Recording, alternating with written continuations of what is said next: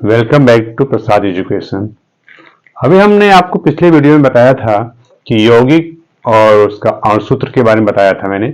उसमें मैंने पहले आपको बताए थे और आपके पास कुछ और बचे थे, आपको बताते हैं इसमें। और कैल्शियम हाइड्रोक्साइड, जो कैल्शियम हाइड्रोक्साइड है बुझा हुआ चूना होता है।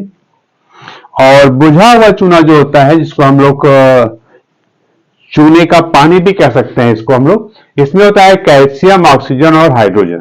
तो कैल्शियम का जो संकेत होता है Ca होता है, ऑक्सीजन का O होता है, हाइड्रोजन का H होता है। तो कैल्शियम का परमाणु संख्या 1 होती है, हाइड्रोजन की 2 होती है, और हाइड्रोजन की 2 होती है और ऑक्सीजन की 2 होती है। इसके साथ चीनी, चीनी जिसका हम लोग खाने की चीनी होता है, इसको हम लोग खाते हैं, इसका होता है C12H22O11। और यहां पर आपका इसमें कार्बन, हाइड्रोजन और ऑक्सीजन होता है। कार्बन की संख्या 12 होती है, हाइड्रोजन की संख्या 22 होती है और ऑक्सीजन की संख्या जो होती है 11 होती है। और पोटेशियम परमैंगनेट, इसमें होता है पोटेशियम परमैंगनेट का जो सूत्र होता है K2MnO4, जिसमें पोटेशियम की मात्रा 2 होती है, मैग्नीज की मात्रा 1 होती है और ऑक्सीजन की मात्रा यहाँ पे 4 होती है। फिर आता है सोडियम कार्बोनेट। तो सोडियम कार्बोनेट को हम लोग कहते हैं धावन सोडा, यानी कपड़े धोने के सोडे को हम लोग कहते हैं। इसमें होता है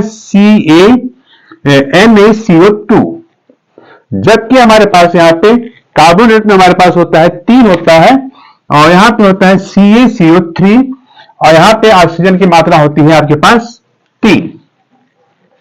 तो सोडियम की मात्रा 2 होती है, कार्बन की मात्रा 1 होती है, और कार्बोनेट जब लग जाता है तो वहां पे कार्बन, ऑक्सीजन की संख्या 3 हो जाती है, इसलिए यहां पर होता है सोडियम कार्बोनेट, यानी ऑक्सीजन की मात्रा हो गई 3। इस तरह से आगे भी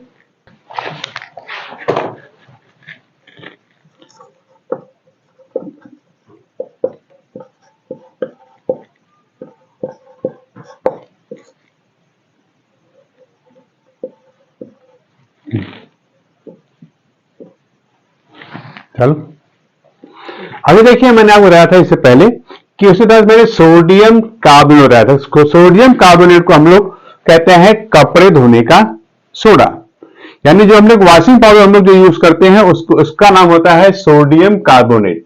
लेकिन जहां पे सोडियम बाइकार्बोनेट हो जाता है वहां पे हाइड्रोजन ऐड हो जाता है। तो हाइड्रोजन जैसे ऐड हो जाता है बन जाता है खाने का सोडा। इसमें आता है सोडियम, हाइड्रोजन और कार्बन।